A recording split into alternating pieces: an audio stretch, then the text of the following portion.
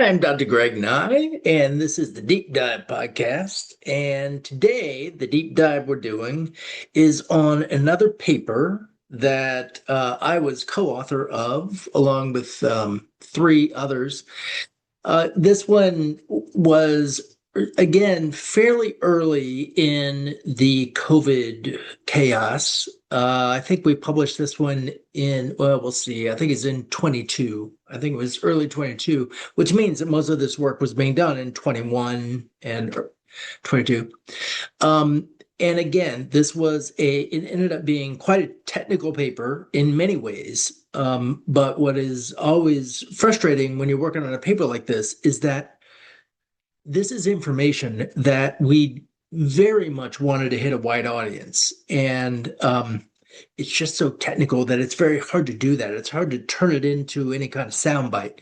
So, what I'm going to do here is to go through the major points of this paper, sort of what the premise of the paper was and how that plays out in terms of the physiological impact that people might face if they get one or especially multiple of these mRNA injections. So I will make an attempt now. Let's see if I can make this happen to share my screen. Let's try this. Come on. Yes, there it is. Okay. All right. Get rid of that. So I'll just trust that my screen continues to be shared here. So this is a paper that we published in the Journal of Food and Chemical Toxicology, which is, in every field, there are prominent journals and less known journals. This one is a very prominent journal in that field. So it has a high reputation. We were really psyched that it even got accepted to be published there. And the context about this is that journals do like special editions where they pick a topic and they bring in an editor who will edit just articles for that topic.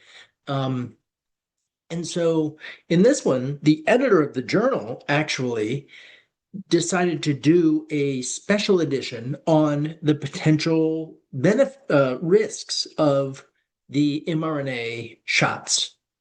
I'll just call them vaccinations, but I'll talk another time why that's not really it. But so these mRNA vaccinations that were now being rolled out to the public, the editor, had three of these injections. He's not anti-vax. He just felt like in the name of scientific openness, there should be debate about pros and cons. So it's in that context that I think one of the group got contacted by him or somehow tuned in that this was a place that we could publish a paper. And so we developed this paper that title Innate Immune Suppression by SARS-CoV-2 mRNA Vaccinations, the Role of G-quadruplexes, Exosomes, and microRNAs. It's a mouthful. But I want to just kind of walk through what that means and what we found. Oh no, hopefully there we go. As a premise, RNA, which is what these shots are built on, RNA, when it's free within bodies and cells, it is a danger signal. It's not a good thing, and it means that something has gone wrong. RNA should be very short-lived, so if it stays around for any amount of time, our cells get into a bit of a panic mode. There are enzymes, very specific, RNase,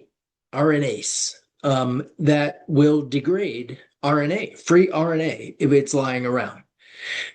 So when we get exposure to RNA in the form of viruses, it activates our innate immune system. That's all of the mechanisms that we have in place to identify and render inert whatever RNA has come in. There are lots of different RNA type viruses. And so we have a built-in set of immune functions that come in and take care of that problem. So the innate immune system activation puts in motion cellular responses to us. So there's both the short-term problem that you got to take care of, and then you got to make sure that you pack some cells with a memory of that exposure so that it takes care of potential exposures down the road. Okay, so activation of innate immunity. The one central thing that happens is the increase in a particular kind of immune molecule called interferon alpha. So interferons are a whole class of immune chemicals, but interferon alpha is a big deal. So it's needed. You got to have interferon alpha in order to uh, activate several things down the line.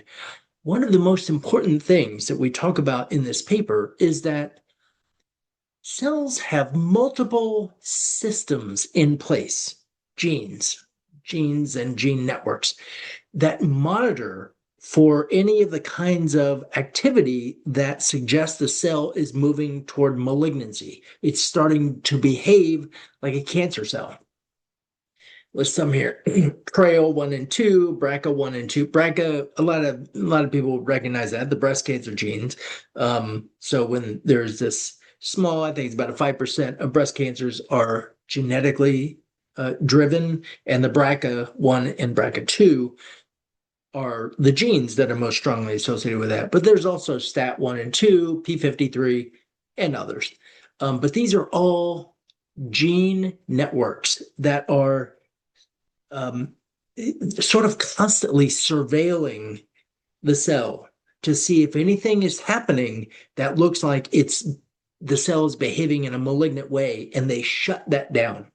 And these networks are activated by interferon alpha. It plays a fundamental first role. Oh, that looks like the same slide. Hang with me. I'm not so good at this. So the immune system activation, of course, I mentioned it triggers the RNA degradation. The point of these shots, and we detail in a good bit of length in the paper, what is injected, not was being, is currently, is genetically modified in a very dramatic way. They built into this some modifications to make it do what they wanted it to do, which is not what the body would want it to do. The body would want it to get it degraded and cleaned out immediately. But in their wisdom, the designers of these mRNA shots said, okay, we need to modify this so that, for example, we increase the amount of protein that this mRNA produces. Remember, mRNA goes in, it goes into a cell, that goes to a ribosome, and the ribosome reads the mRNA and produces whatever instructions that mRNA has. And in this case, it's the instructions for building a spike protein. But they genetically modified that mRNA. So it doesn't build the natural spike protein, the one out circulating in the world. It builds one that's genetically modified. So it's a funky spike protein. One of the modifications, they did something called GC enrichment, where they add, doesn't matter, they add lots and lots of these nucleotides, guanine and cytosine, into it. And by doing that, it dramatically increases the protein production so that cells are going to crank out huge amounts of spike protein. Keeping in mind, spike protein is very inflammatory. Maybe I'll do a whole separate podcast on that. Also, by adding GC enrichment, this is where that word quadruplexes comes in the title. Quadruplexes, G-quadruplexes, or G4s, very, very technical aspect of the paper, but G-quadruplexes are these three-dimensional structures that RNA within cells forms. And those three-dimensional structures regulate gene expression. I mean, it's crazy how complicated this stuff is.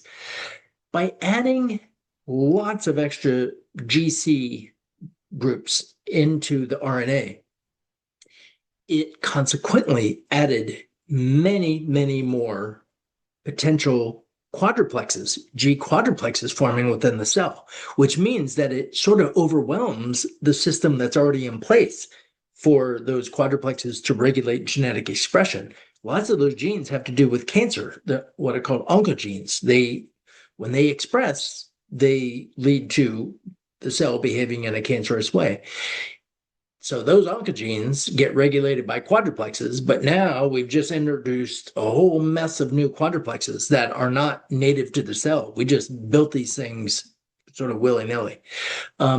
So, and the other aspect of introducing these G quadruplexes, keeping in mind, reading this RNA string is what creates the protein. Well, when you add lots of these, when you do this GC enrichment, it means that the protein you build, it can have all kinds of funky configurations that you don't even know how to predict. It will just lead to those, and we detail the evidence for that. There's another modification that took place where, again, there's a base in the sequence, the normal sequence called uridine, and those bases are one of the ways that our cells are watching for lots of those to show up, and it's a trigger for the immune system to say, oh, we got a problem, danger signal, RNA is present, attack. But some clever people figured out that, well, if you replace those uridines with this other called N-methylpseudouridine, you just substitute all of them, it's like a cloaking device. It hides the RNA from the immune system of the cell so that it stays around.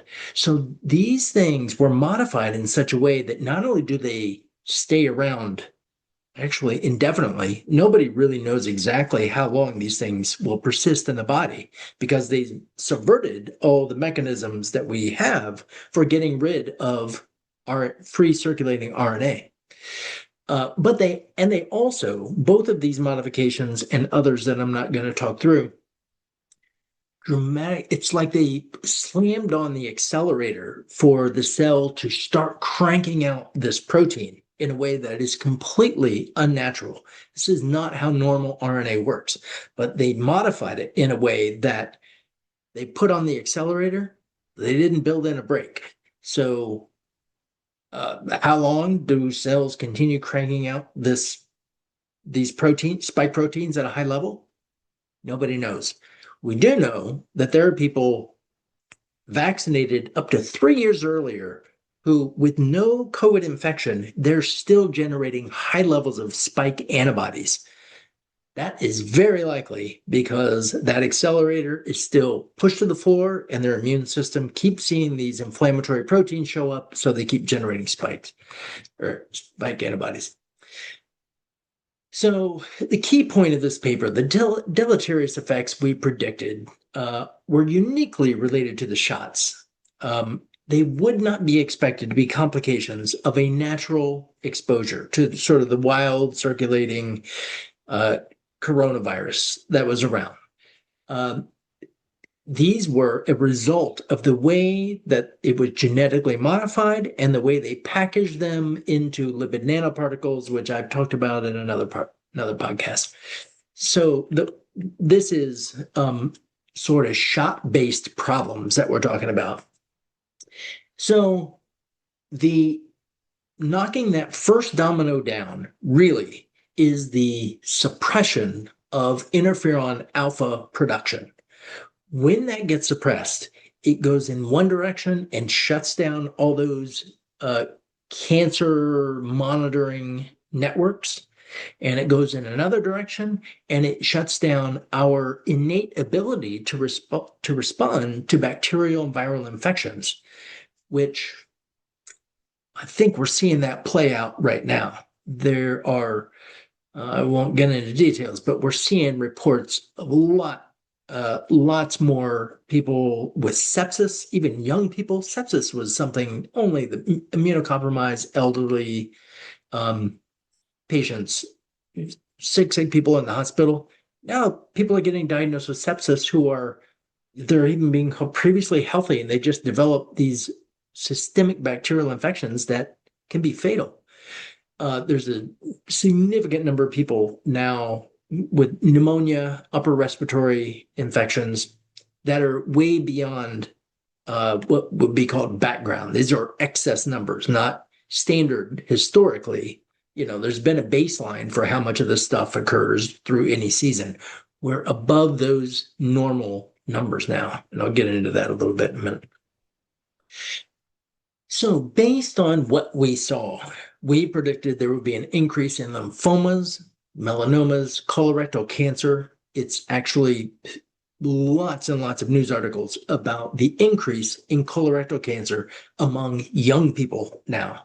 A whole new demographic. People in their 30s and 40s are getting diagnosed with colorectal cancer. And I actually read an article that said this is a good thing because it means more people are getting screened. That is an absolute crock. It is criminal to even put that kind of information out. This is not because there's more screening, and there's research to suggest that's not true. So we were just predicting these things based on the suppression of these gene networks involved with cancer and which cancers are related to the suppression of those networks. We predicted an increase in breast, female, and fallopian cancer in women, also an increase for males, even in breast and prostate cancer, and also acute myelocytic leukemia in children. That is due to the suppression of BRCA2, STAT1 and 2, all to do with this, ultimately with the suppression of interferon alpha. It's just the domino that they knocked down, and it went across the board. So this was all stuff that we were saying, it looks like this stuff might happen as a consequence. I got a few graphs from somebody that I really does some amazing work, and he posted it on X. He goes by the Ethical Skeptic. He is a data analyst, has a very interesting background.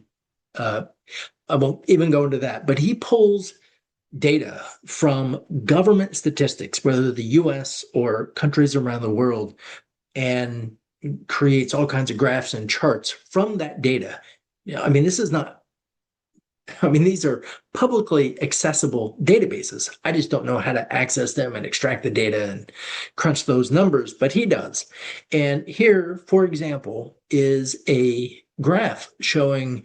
So what you'll see graphed here is the cumulative excess mortality related in relation to the percent of the population that has gotten shot with the mRNA shots. And this is countries around the world.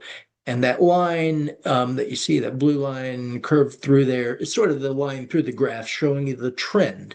And what this is saying is that the lower the percent of people who got the shot in the population, the less excess mortality they have.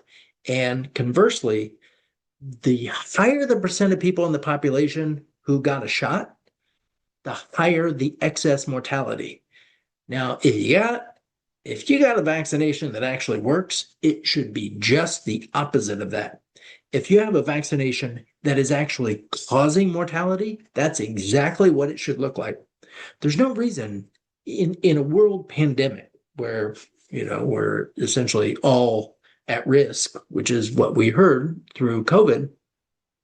There's no reason that a population that had the least percent of people vaccinated should have the least mortality. They should have the most if your shot works.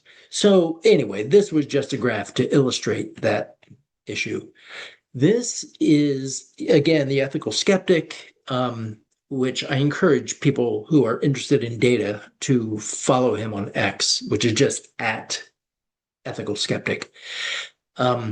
So this is him pulling from the CDC Wonder database and also the Morbidity and Mortality Weekly Report, CDC data, It's our government data. He's not making the numbers up.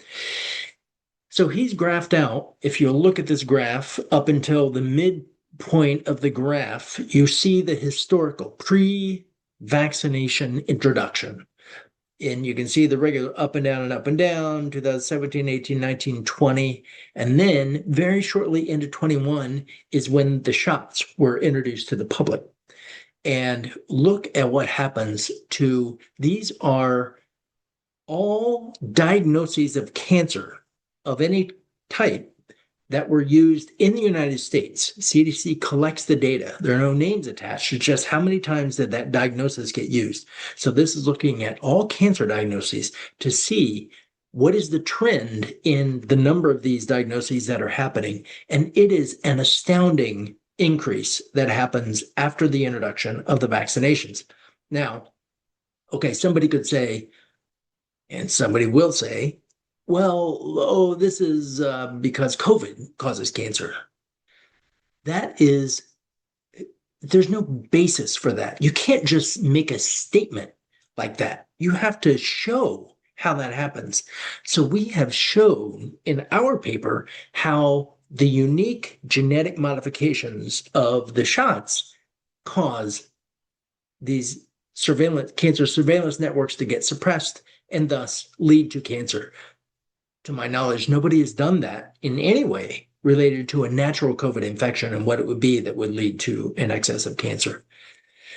This I thought was another interesting, also from the ethical skeptic. He taking data from the U.S. Department of Labor, National Cancer Institute, other, again, public available data. This is the trend in dollars spent to treat cancer. And look at this. So historically, you've got these low numbers or baseline numbers, 18, 2019, 2020. And then you see it bump up during 20 and 21. So we're just talking dollars spent. But now, with a little bit of lag time after the vaccine was introduced, because of course, eyeball it to say about 6 months after the public introduction of the COVID vaccinations, the number of dollars spent to treat cancer in excess beyond what had been established as the normal sort of background amount of money being spent is just astronomical. I mean, that is off the chart. Clearly, something very unique happened following the introduction of those shots. We also in that paper, we talked a lot about cancer. We also, based on the kinds of changes we would expect to be happening within cells due to the way they manipulated these genetics, we predicted there would be thrombocytopenia, the platelets collapse in the number of platelets, which is now widely documented. Guillain-Barré, a neurological disease. Again, these are all documented. Bell's palsy, liver disease, neurological disease, herpes virus reactivation. Shingles became this thing that suddenly we're hearing a lot about, and now they're advertising on TV about everybody, especially elderly, should be getting their shingles shots. That's new. That kind of the public awareness of needing to get shingle shots became prominent in the age of COVID following the introduction of the vaccines, because a lot more people are now are coming to doctors with shingles. And so, well, we vaccinated against it. And then we also predicted myocarditis. There have been a few reports at that time. There have been many reports since that time. And in fact, now they're being required to put the risk of myocarditis and heart damage on the shots. They have to let people know that it's a possibility. They resisted that throughout the prior years, but now they're making them put that on there. But, we had said, of course, this is going to happen. So then, kind of a follow-up is to say, well, what do you do about it? People, the point is not to just scare people who have gotten one of these injections because they just trusted public health officials. I mean, it's not a mystery why somebody would have done it. But I know many people that I have spoken with who wish they hadn't, and want to do whatever they can to sort of mitigate whatever risk might have come with that. So to just point it out, diet, of course. Eating a diet that is anti-inflammatory, and getting exercise. I mean, like, duh, it feels cliche to even mention them, but it should be mentioned. I write in here a deuterium depleted diet. Maybe that's a phrase that doesn't make any sense to a lot of people. I will be doing a podcast, probably multiple podcasts, on deuterium and deuterium depletion, what it means to eat that way, what it means to drink the water that is deuterium depleted. I won't get into that now. Nutrients that support innate immune function. And again, these are kind of the standard things, but vitamin D, getting it through sunlight and not through supplements is absolutely the ideal way to do it. So many molecules in our bodies are activated by sunlight. So if you're in an environment where it's possible to get sun exposure 10, 15 minutes a day, doesn't have to be whole body, back of the hands, face, getting vitamin D from the sun is much better than supplementing with vitamin D. But if you are in a place where you can't get it from sun, of course, supplement. Vitamin C, zinc, beta glucans, which are in mushrooms, is the highest source of beta glucans. They are strongly immune activating. Keeping your gut healthy. There are just so many ways that the microbiome is keeping our immune system active and functional. And in fact, there is now data to suggest that the shots, that mRNA can hit the gut and deplete very specific types of bacteria that are important for immune health. And there are many people that I have worked with personally whose gut has kind of become a wreck since getting one or more of the injections. Autonomic nervous system regulation, again, the shots, and I have a chapter in a book written, edited by Dr. Neil Nathan, on how the shots can specifically dysregulate the autonomic nervous system, leading to things like changes in heart rate and blood pressure and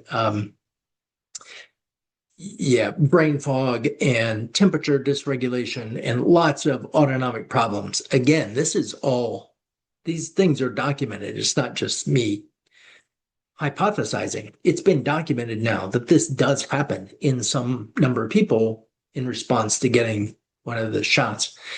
And so the autonomic nervous system, there are many things that can be done there, and I'll probably do a separate podcast on that.